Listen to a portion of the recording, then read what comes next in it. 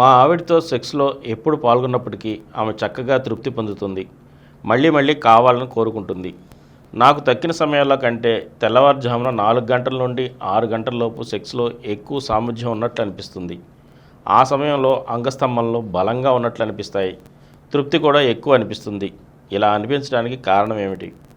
మగవాళ్ళలో తెల్లవారుజామున 2 గంటల నుంచి ఉదయం 7-8 గంటల వరకు testosterone hormone, male sex hormone pulsatile పద్ధతిలో, అంటే ఒక అలల్లాగా అలా పడుతుంటుంది. అలల్లాగా టెస్టోస్టిరోన్ హార్మోన్ ఉత్పత్తి అవుతుంది.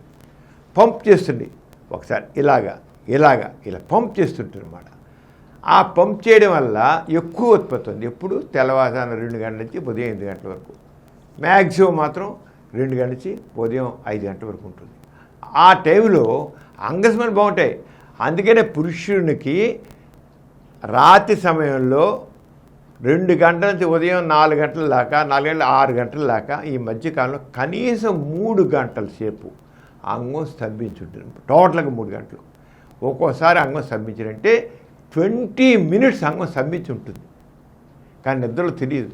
కానీ చాలామందికి మెరుపు వస్తే తెలుసుకుంటుంది, కనబడుతుంది. అంగం గట్టిగా కనబడుతుంది.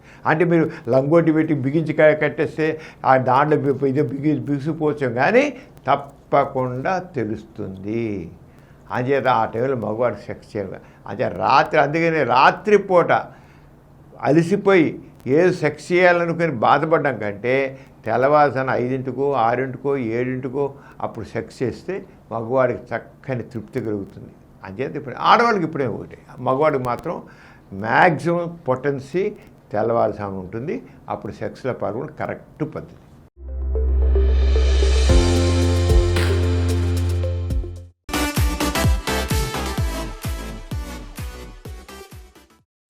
ఈ కార్యక్రమం మీకు ఎంతో నచ్చింది కదా.